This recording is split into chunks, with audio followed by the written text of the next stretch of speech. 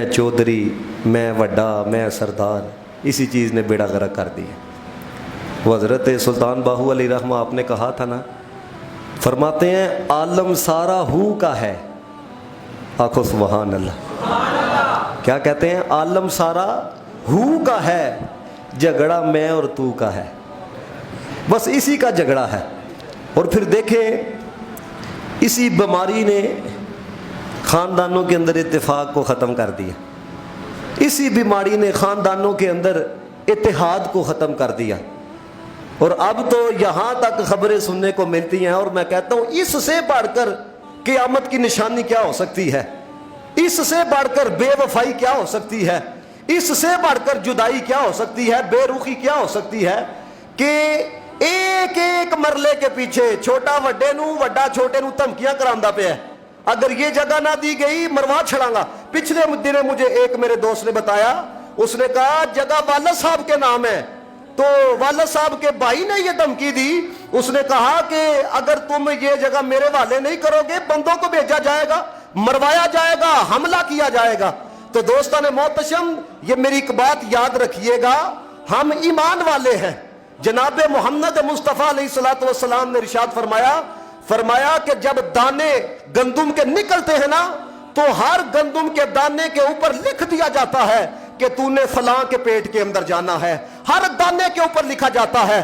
آپ کا حق آپ سے کوئی نہیں لے سکتا، جو آپ کے نصیب کے اندر ہے آپ سے کوئی نہیں چھین سکتا، لیکن خدا کا واسطہ ہے، خدا کا واسطہ ہے، خدا کا واسطہ ہے، یہ چند مرلوں کے پیچھے اپنے بھائیوں کو نہ چھوڑو، یہ چند ٹگوں کے پیچھے اپنی بہنوں کے لیے دروازے بند نہ کرو، یہ چند ٹگوں کے پیچھے، یہ جس طرح گزشتہ جمعے کی نشستوں کے اندر میں نے بتایا، آپ نے سوشل میڈیا پہ، پرنٹ میڈیا پہ، الیکٹرانک میڈیا پہ دیکھا سنا ہوگا کہ جناب ڈسکے کے اندر پتر نے باپ کو مارا، کس وجہ سے؟ مینوں جگہ چاہیے ہے۔ اب غور کرے کس حد تک بغیرتی معاشرے کے اندر عام ہو چکی ہے کہ پتر ابے کو مار رہا ہے۔ اور لاہور کا واقعہ کیا ہے کہ جناب پتر ماں کو مار رہے ہیں کہ جناب چند مرلے ہم کو چاہیے۔ اس سے بڑھ کر مجھے بتائیے بد اخلاقی کیا ہو سکتی ہے؟ تو میری ایک بات یاد رکھیے گا، جو نصیبوں کے اندر ہے وہ کوئی آپ سے روک نہیں سکتا، تو جو نصیبوں کے اندر ہے وہ مل کر ہی رہنا ہے، لیکن خدا کا واسطہ ہے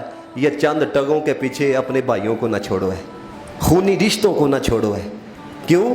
کیونکہ مال تو مل جاتا ہے، بھائی بار بار نہیں ملتے ہیں، مال مل جاتا ہے، بہنیں بار بار نہیں ملتی۔ یہ گزشتہ دنوں مجھے ایک بندے نے ویڈیو دکھائی، میں چلو علاقے کا نام نہیں لیتا ہے، ابے نے بڑے بڑے مکانات بنا کے دیے، گڈیاں دیتیاں جناب، اچھا بھلا کاروبار ہے، اور میں خود جانتا ہوں ہے، صرف کیا ہے جناب، 1.5 مرلے کی دکان تھی، صرف 1.5 مرلے کی، سارے بھائیوں نے مل کے ابے نو ٹھڈے مارے ہیں۔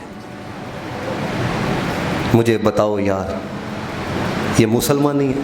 گونگی ہو گئی آج کچھ زبان کہتے کہتے، ہچکچا گیا خود کو مسلمان کہتے کہتے۔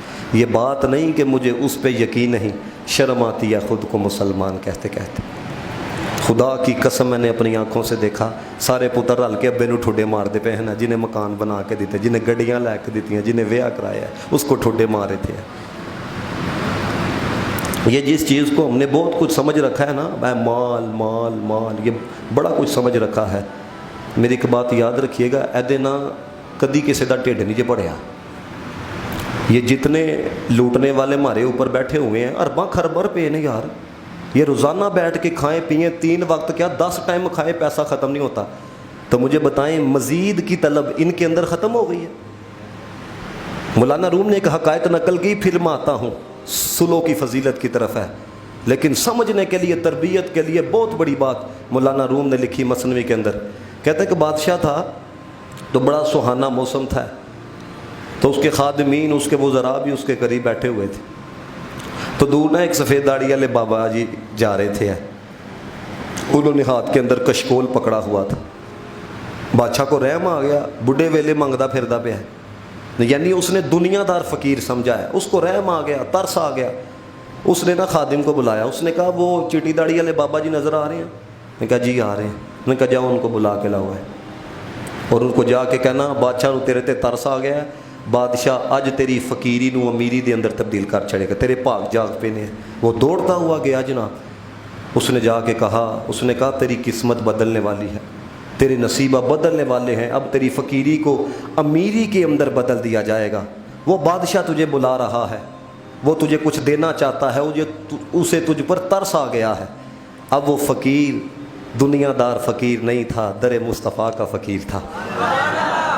وہ کسی نے کہا نا تیرے آستانے سے جو لوگ لگائے بیٹھے ہیں, ادھر تو جناب ایک سیلفی کے لیے بندہ 1000 روپے خرچ کرتا ہے, ایم پی اے دے نال سیلفی آئے, ایم این اے دے نال کوئی تصویر آئے ہیں, تیرے آستانے سے جو لوگ لگائے بیٹھے ہیں, خدا گواہ ہے وہ دنیا پہ چھائے بیٹھے ہیں. تو اس نے کہا کہ اسے جا کے کہو کہ ہم اسی حالت کے اندر خوش ہیں. اب وہ خادم تھا, پہلے بادشاہوں کا بڑا روب ہوتا تھا, بڑا دبدبہ ہوتا تھا.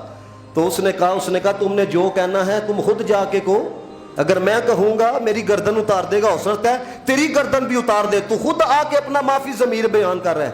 وہ فقیر آیا اور بادشاہ اسے کہنے لگا تیری حالت کے اوپر ہمیں ترس آیا, چٹی داڑھی ہے تیری, مانگ کیا مانگتا ہے, جو مانگے گا تجھے دیا جائے گا. اب فقیر کے جملے سنو ہے. اس نے کہا تجھے تیری بادشاہت مبارک, اسی ایسی حال دے اندر خوش ہیں, ہم اسی حالت کے اندر خوش ہیں. اس نے کہا میں کہہ رہا ہوں مانگو کیا مانگتے ہو, تو پھر آپ کیوں نہیں مانگتے؟ میں اپنی طرف, آپ تھوڑی میری طرف آئے ہیں, میں نے بلایا ہے, میں کہہ رہا ہوں مانگو کیا مانگتے ہو. انہوں نے پھر کہا, انہوں نے جو جملہ آگے سنیے گا, وہ فقیر جو بزرگ تھے وہ کہنے لگے جتھے تو بیٹھے دے نا او دے چ بھی اینا لطف نہیں جتنا لطف اس فقیری دے اندر ہے. وہ کسی نے کہا نا تخت سکندری پر وہ تھوکتے نہیں, بستر لگا ہو جن کا آقا تیری گلی میں. اب بادشاہ کہہ رہا ہوں مانگ کیا مانگتا ہے, اسے غصہ آ گیا, یعنی کہ جب اس نے پھر انکار کیا تو پھر وہ بزرگ مسکرا کے کہنے لگے تو سانو کی دے سکنا ہے. اس نے کہا تم مانگو تو صحیح ہے, بادشاہ ہے, جو مانگو گے تمہیں دیا جائے گا. اب فقیر کا رنگ دیکھو ہے, اس نے کشکول آگے کیا, انہوں نے کہا چل ہی پار. اب بادشاہ نا طنزیہ انداز کے اندر مسکرایا, کہتا ہے دکھا چھڑی ہے نا اپنی اوقات, منگیا تو کی منگیا, کشکول بھر دو ہے, اپنی اوقات اپنی حیثیت تم نے دکھا دی ہے نا. اب وہ فقیر مسکرا کے کہنے لگا تو یہ کہہ رہا ہے کہ اپنی اوقات دکھا دی ہے, میرے گلے کے اندر جو مال آئے ہیں یہ کشکول تو اسی کے ساتھ بھر جائے گا. تو فقیر نے جو جملہ کہا, اس نے کہا پہلے بھر پھر ویکھاں گے. اینو تے پارتے صحیح. اس نے جناب وہ مالائیں اتاری, ہاتھ کے اندر جنگوٹیاں تھی وہ اس کے اندر ڈالی, کشکول نہیں بھرا. اس نے اپنے ایک دو وزیر کو کہا تم نے بھی جو کچھ پہنا ہے تم بھی اس کے اندر ڈال, انہوں نے بھی ڈالا لیکن کشکول نہیں بھرا. اس نے پھر جناب ایک شخص کو بھیجا, جاؤ جواہرات لے کے آؤ, وہ 2 ڈبے, اس کو بھی ڈالا گیا لیکن پھر بھی کشکول نہیں بھرا. بادشاہ نے بھی سمجھ آ گئی کسی ڈاڈی چیز نو ہاتھ پا بیٹھا ہوا ہے. وہ جناب وہ سوچے, وہ میں تو یہی سمجھ رہا تھا کہ یہ تو مالاؤں سے بھر جائے گا. تو جب اسے سمجھ آ گئی نا کہ واقعی یہ کوئی عام بندہ نہیں, کوئی خاص بندہ ہے, تو وہ بزرگ مسکرا کے کہنے لگے اسی تینوں پہلے آکھیا سی تو سانو کی دے سکنا وے, ہم نے تو پہلے تم کو کہا تھا. تو جب یہاں تک بات پہنچی نا, انہوں نے کشکول واپس کیا اور کہا جاؤ جا کے اس کو دوبارہ جہاں سے لائے ہو وہیں پر اونڈے لاؤ. تو جب وہ بزرگ جانے لگے نا, اب یہ جملہ سننا, بزرگ جانے لگے تو بادشاہ نے کہا مجھے بتاؤ تو صحیح, اتنا سا کشکول تھا, میں نے بیچ میں سونا ڈالا, میرے وزراء نے جو پہنا ہوا تھا انہوں نے اپنی مالائیں ڈالی لیکن کشکول نہیں بھرا, اس کی وجہ کیا ہے؟ تو وہ بزرگ نے جو جملہ کہا سنو, کہنے لگے اے جڑا کولا ہے نا اے خاشاں دا کولا ہے, اینو قبر دی مٹی دے سوا کوئی نہیں بھر سکتا ہے. اے خاشاں دا کولا ہے, ہزاروں خواہش ایسی, سائیکل آئے گی موٹر سائیکل, موٹر سائیکل آئے گی ہن گڈی, گڈی آئے گی فارچونر, فارچونر آئے گی جناب مرسڈیز, یعنی ود دیاں جان گیاں ذہنی کیفیتاں خواہشاں, ہزاروں خواہش ایسی کہ ہر خواہش پہ دم